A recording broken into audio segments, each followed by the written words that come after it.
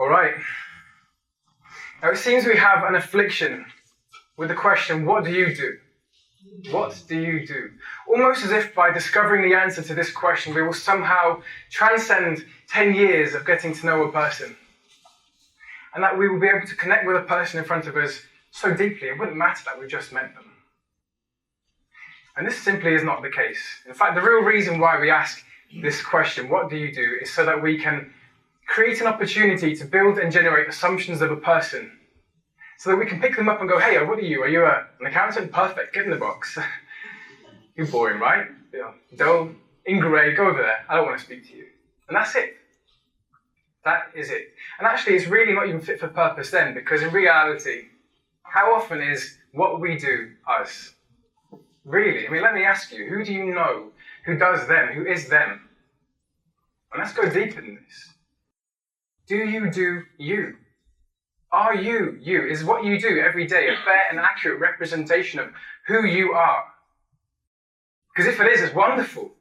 That's fantastic. Not many people can lay claim to this. Because for most people, what we do is just a representation of situation and circumstance, an outcome of decisions and choices that we have made and actions that we have taken. Actions which most probably have been framed by fear. The need to be financially secure, economically stable, socially well integrated, whatever it is that is showing up for you. So when someone asks me what I do to make sure I can do the best I can to keep out of this box, I say exactly what I do. And I'm happy enough to be able to say that this is me. I work with people to sculpt their realities into what they dream and imagine they can be, and often what it can't. And that's where the magic lies, isn't it? The things we tell ourselves we can't do, the things that we will always think are impossible to achieve, when actually these are the things that we want to do the most. These are the things that we desire the most. And these are the things that we've built such big, sophisticated, reassuring walls to say, actually, we can't do this, and we're being smart for not choosing to do that. Because otherwise, we might just face our fears and fail. And that's scary. So where I want to go here today is to challenge you all. My challenge to you is this. Do something incredible. Live your dream. Now, this is a lot of a bigger task than it seems in this mindset right now. But I'm going to help you with this. Let me paint you a picture. You go to work, you go to your office, you sit down at your desk in front of your computer screen, and you're in a place now within 4 walls that you were told to stay for 8 hours a day. Perhaps, okay, you might get an hour or half an hour for lunch, but be back promptly. Your best friend is a computer screen. You spend all day with it, and when you get an opportunity to leave it alone, you always have a chance to change up for your smartphone or your tablet. You love getting your hands dirty, but now the dirtiest they get is when you forget to immediately rinse your fingers after you've had your pre-packed tuna sandwich. And as a child, you used to love just playing with colour, picking up crayons and pencils and powder paints, whatever you could find. Heck, ketchup if you could get your hands on it. Because that's the way you wanted to live your life. But now you've grown up, you're serious, you're an adult. The colours you get to play with are the black on white on your screens and paper. Hey, perhaps on Monday you'll shake things up a little bit and swap the black biro for a blue. Really live a little. And we go home, we're exhausted, we have dinner, we wake up, we start again. We're knackered. 5 days a week we do this. We have one day, Saturday, to try and enjoy ourselves, because heck, Sunday we all know is spent worrying and thinking about Monday. What lectures am I going to have? What's the boss going to say to me? What will I have to do that day? When people ask how you're feeling, how you're doing, how work was, you say things like, okay, I'm getting by, I'm plodding on, I'm waiting for the weekend, I'm taking it one step at a time. How is this something we've come to accept? Is this not a representation of something that shows us something is not right? Of course, when we give ourselves time, we really work it out and we think about it and we say, hey, the reason why I'm not as happy as I could be is simply because I'm not living my dream. I'm not living with purpose and happiness and all these things that we imagine we would do if we were fully fulfilled. But that's a huge question, isn't it? That's a monumental question. God, to be able to be happy, I have to work out my dream wealth. I've had my whole life to try and work this out. How am I going to do this? I'll leave it for tomorrow. What I'd like to do is bring tomorrow to here today.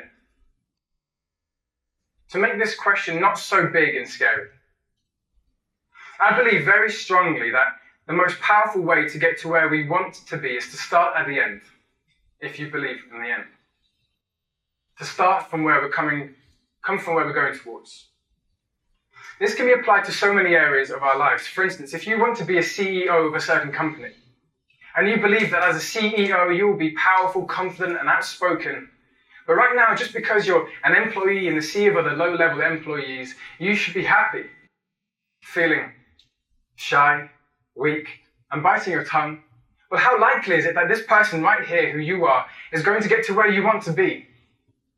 And if you do, with any impact and speed, how much more likely would it be that in order to become the person you want to be, you embodied that person?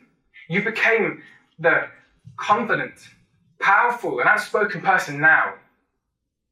How much more likely would it be that you could become that person sooner, with more impact? For me, I start with happiness. After all, that's where we all really want to be, right? The reason why we want to live our happiness, our purpose, is to be happy. So that's where I begin. But it's all easy for me to say, guys, the way to be happy is to be happy, get on with it. So I'm going to help you out with this. For me, happiness is a direct outcome of one thing. And with all one-word promises, there is a little more to it than that. 3 things, in fact. But they all come from one thing, and that's connection.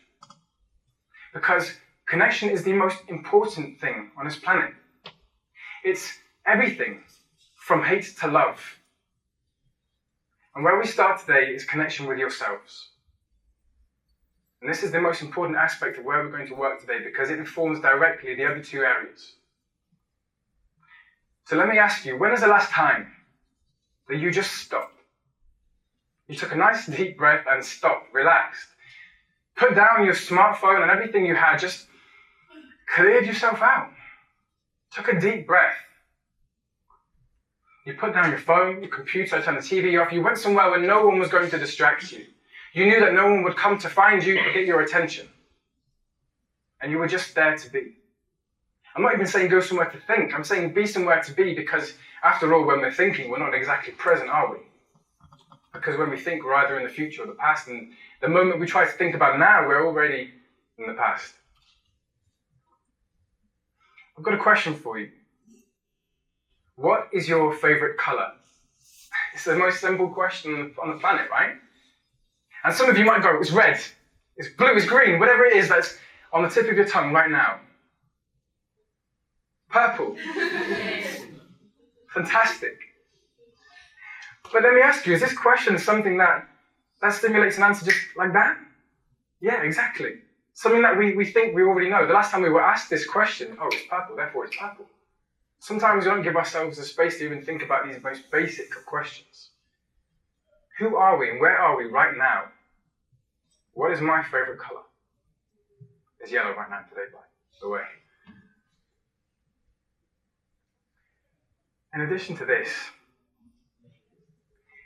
importance is to be placed on congruence. After all, connection with self is just that, right? Being congruent is the difference between saying to someone, okay, when they ask you a question, can I have your first crisp from your packet? You go, yeah. And you hand it over begrudgingly because you know there's something not right. You don't like this feeling inside. And you do it. And it's the difference between saying yes or no. Get your own packet. This is mine. I want to be a fatty today. And eat it all by myself. But the next step that we're going to look at is connection with the environment, because no matter how well connected you are to yourself, if you're not being congruent to yourself by being in an environment that supports you, you're already putting a cap on how happy, how fulfilled, how fun your life can be. Because if you know that by being outdoors, you're filled with such energy and happiness, but instead you're sitting in a little box in an office of grey, and let's face it, it is always grey, isn't it? Then how happy can you be? I'm not saying, guys, move your job, change your career, head for the countryside. I'm saying that love where you are. If you're doing your dream job, but your dream job at the moment you believe means that you have to be in a city, and right now you're not very happy being in a city, build a connection with that place. Heck, if the only connection is that being in the city, in this place, facilitates you to do your dream job, make that connection and love it. And if not, if you can't do this, move. Make the change, because you know what? You're only doing yourself a disservice. And in fact, you're doing everyone else a disservice if you don't. Because you're hindering them from being able to see the amazing, beautiful things you have to create. The final area of connection, which completes this little triad, is connection with others. Probably the most prominent thing in your mind when I said the word connection. Because we are social beings. We love talking, engaging with other people. It gets us on such a high. The time we get to leave our house and leave the cats for a little bit and talk to the postman, gosh, we can talk his arm off, can't we? But sometimes when we connect with people on this level, and we feel so excited, actually, when things don't work out, we feel down. And we feel down for a number of reasons. Perhaps things haven't worked out. Perhaps we've been trying and we try and work out why we cannot make friends. Perhaps the reason is that we just haven't given ourselves time to connect to ourselves. Perhaps all we're connecting with other people is just a garment of ourselves, the things that we've put on, things that we've understood that this is what people want to see. This is who I am right now. So is it any wonder then that the connection we make with others isn't skin deep? Once you begin connecting with yourself, with others, you'll start to realize a whole world opens up to you. Now you've all got some paper and pens with you. Hopefully all the pens aren't black. Orange, wonderful. And if I could just ask you to draw a line down the middle of your paper. And on the left-hand side, there you go, got it right. Write down people, places, habits, and things that fill me with energy. And on the right-hand side, people, places, habits, and things that drain me of energy. And begin to fill this out as I speak with you. And as you do this, you'll notice two incredible things. The first is how much you know about yourself. Perhaps you hadn't realized how much this specific thing drained you so much, and how much this specific thing filled you with so much energy that you wonder why you're not doing it every day. And actually, as you write these things down, you might begin to realize that the things that fill you with energy are also the things that you love. But let's not get into the chicken and egg debate right now. We've only got a few minutes left. For me, this has been a transformative experience for me, doing this exercise. The second incredible thing that you might realize is that you know so much about yourself that fills you with energy. You might have a huge list of things that fill you with energy that you love, but actually, right now, all you do is live in the right-hand side. That's curious, isn't it? We know so many things that we do to fill ourselves with love and happiness, and actually we're doing the things that we don't like. For me, I love adventures. I love going out and exploring. I love connecting with new people, meeting new people, learning continuously, and being able to be a catalyst to facilitate great change and positive action in someone so that they can live their dream. That's why I choose to run incredible intensives with people, going all across the world doing insane, stupid things, because it fills me with energy.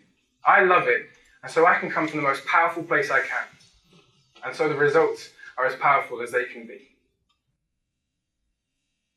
So we've gone from creating what is essentially an action plan of what we can do to be happy. We can connect with ourselves. We can connect with the environment. We can connect with others. We've then gone to work out what exactly it is that is in our lives that we want to make our lives that fill us with energy, that fill us with happiness and love. Now, we're going to work out what your purpose is. It's a big ask, right? We've got 3 minutes left. Can we do this? Yeah, of course we can. I have 5 questions for you. 5 questions for you to answer. The first is this. What is it that you love to do? If you're already doing it, what is it that you love doing? Write this down. It seems silly to you, right? If this is simply brushing ponies, if you just love brushing ponies, okay, write it down. Be congruent to yourself and don't feel ashamed or embarrassed about who you are right now. It's time to own it. Brush ponies if you want. The next question I have for you is this. What do you want your life to be? What do you want around you? How do you want to be brushing ponies? Do you want to be doing it in a stable? Do you want to be doing it in your own mansion? Do you want to be doing it with your kids running around and geese everywhere, with supercars flying by? How do you want your life to be? Again, don't hide from yourself. We do this so much. And right now, this is your opportunity. You can keep this piece of paper nice and secret if you want. But this is your chance to be congruent and know you. The next question I have for you is this. What positive impact do you want to make upon this planet? What legacy do you want to leave behind? What is it you want to make? In addition to this, I might ask you why. Why do you want to make this? Why is this important to you? There's another question before the last, and this is this. Who do you want to impact? Who is it that you want to create this for? Who is it you want to leave this legacy for? There is always a reason for your success, and the reason is this. It's the connection behind it. And now, the final cherry on the top, almost. The final thing for you to really explore is this. Now that you know what you love, what you want to do, how you want to do it, who you want to do it for, what reason are you going to give yourself to not do this today? Thank you.